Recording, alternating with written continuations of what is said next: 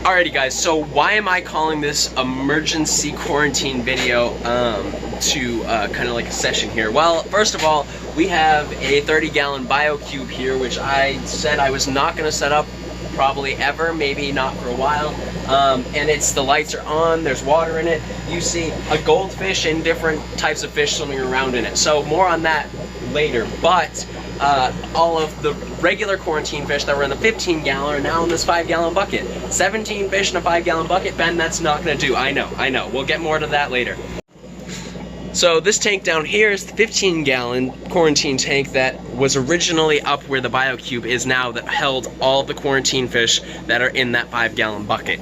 Now, what happened? Basically, I had this up on the that area where the BioCube was, and it was overhang. There was like a little bit, like maybe like 4 or 5 inches of overhang, and I realized, like, within 24 hours of setting up the quarantine tank that it was actually leaking. Not from where the overhang was, because as you can see, there's still some overhang from the BioCube. Only like an inch or two, though, for that tank.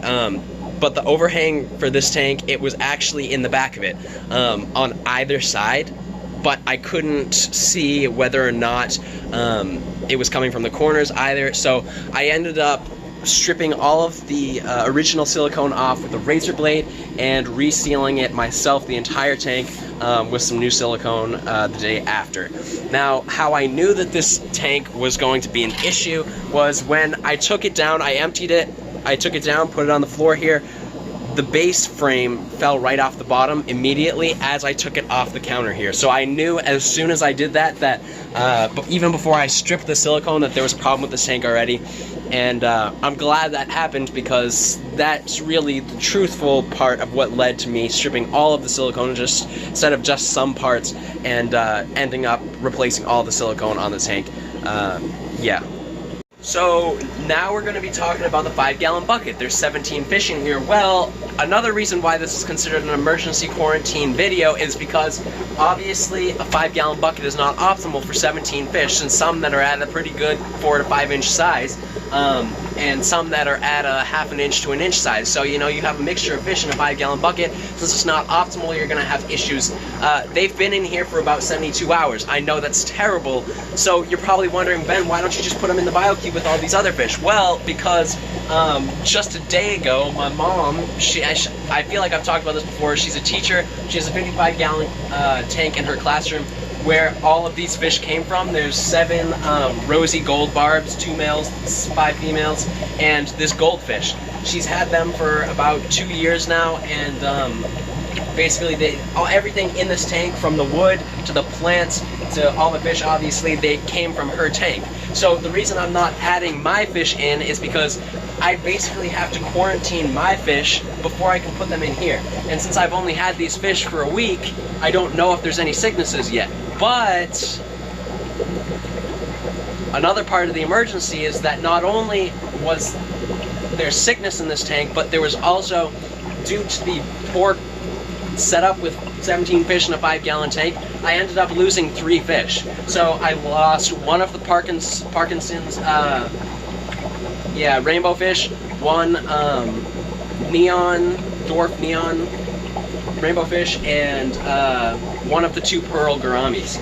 But otherwise, all of the rest of the fish are doing well in here. Obviously, I have it covered up because since it's not a tank, it doesn't have a rim, so on and so forth. There is a heater in the bucket. There is an air tube, so I have a sponge filter in there. So they're all set for now. I know it's not optimal, but it's the best we can do until we move the arowana from this tank into the 150.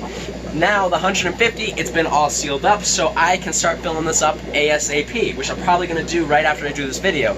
After that, probably tomorrow, maybe in 2 days, I'm not really sure, I'll end up putting the arowana in here and start cleaning the 55. I know we're doing a lot of spinning around here, but this is what's got to happen in the next couple of days, and what's been going on for the past few days.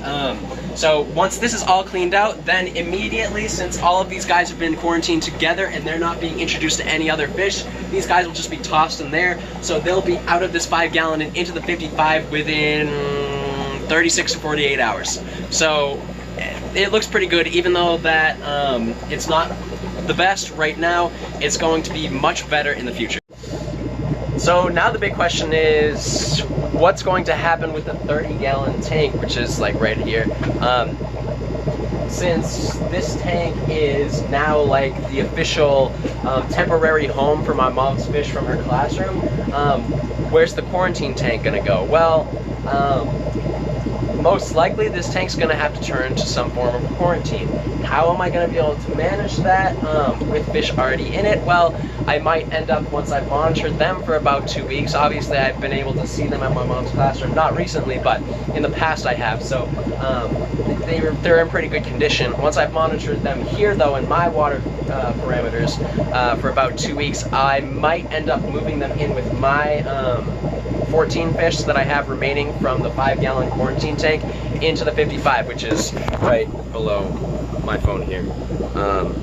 Yeah, so that's definitely an option. And this BioCube, I know I said I wasn't going to be doing anything with it super soon, but with those fish out of there, potentially in the 55, I might end up turning this BioCube itself into my quarantine tank. I mean, it looks pretty nice. These fish, they actually do look pretty good in the tank already by themselves. I mean, just look at that. I think the tank looks pretty cool with them in it. So, I don't know. It's kind of up in the air. I obviously still have the 15-gallon all resealed on the bottom here. So, I might turn that into a quarantine again, just maybe set it up on the bottom rack. Then again, I might end up taking the 15-gallon quarantine and turning it into a filter system, sump system, specifically for this 150-gallon. So, I know this video wasn't like, I mean, it's basically just a quick update video. I know, yeah, I just wanted to keep you guys updated basically with what's going on. I know that we're going through probably one of the largest times of transition in my fish room. So I think that keeping you guys up to date is for the best with like everything that goes on in here, because just a couple of things can make big changes, especially like, for instance, how I lost a bunch of guppies in a system crash a couple of weeks ago, right? That turned into me getting the big 150-gallon that I told you guys about, like New Year's Fishroom tour or whatever for 2020. Having to get fix the quarantine, 15-gallon quarantine, which is like way over there. Turned into me replacing it with this BioCube. This might end up being permanent here. For all I know, these fish might stay in there. I mean, they look pretty good. So, yeah.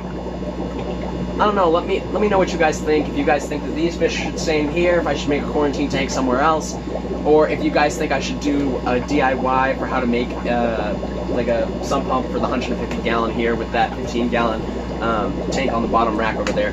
Let me know what you guys think. So I hope you guys enjoyed this video as much as I enjoyed making it. If so, smash that like button. Thank you guys so much for watching, and I'll see you guys Sunday.